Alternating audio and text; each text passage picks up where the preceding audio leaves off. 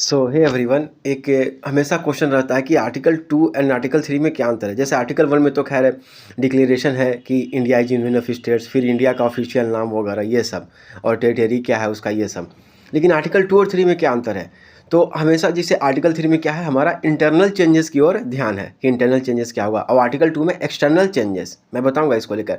तो कई बार जैसे हमें एडमिशन ऑफ न्यू स्टेट्स कराना है जो कि पहले इंडिया का पार्ट कभी नहीं था। जैसे सिक्किम, सिक्किम इंडिया का पार्ट जब भारत आज़ाद हुआ था उसमें नहीं था। 1975 में सिक्किम को इंडिया का पार्ट बनाया गया। तो ये किस आर्टिकल के तहत होगा? आर्टिकल 2 के तहत।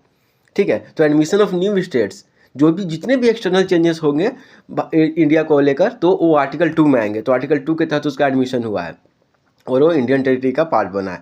लेकिन आर्टिकल 3 क्या? इंटरनल चेंजेस रिगार्डिंग, जैसे तेलंगाना 2014 में तेलंगाना एक नया स्टेट बना, ठीक है, आंध्र प्रदेश को छोड़कर, आंध्र प्रदेश से उसका कार्व आउट हुआ, तो वो आर्टिकल 3 के अंडर आएगा।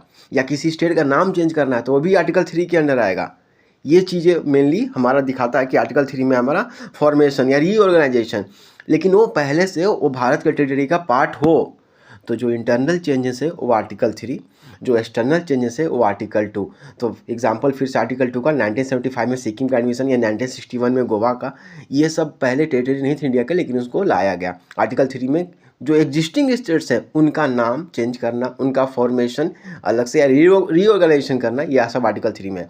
तो कन्फ्यूजन ये रहता था हमेशा कि मतलब क्वेश्चन आया मान लो कि स्टेट का नाम चेंज करना है तो किस में होगा? आर्टिकल 2 में थोड़ी, आर्टिकल 3 में ना।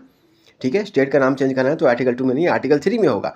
तो ये हमेशा मुझे कन्फ्यूजन रहता था, मैं हमेशा आर्टिकल 2 और आर्टिकल 3 में कन्फ्यूजन रहता था। तो आर्टिकल 2 केवल एक्सटर्नल चेंजेस जो पहले टेरिटरी का पार्ट नहीं था अब उनको लाया गया, और आर्टिकल 3 जो एग्जिस्टिंग टेरिटरी का पार्ट है उनका अगर नाम चेंज करना है, उनको रीऑर्गेनाइज करना है या उनको फॉर्मेशन करना है तो वो आर्टिकल 3 में आएंगे। तो ये मेन चीज़ है आर्टिकल 2 एंड 3 के बीच में अंतर, ये हमेशा याद रखना। कन्फ्यूजन होता है मुझे, पता नहीं आप लोग को होता है कि नहीं। ठीक है, थैंक यू।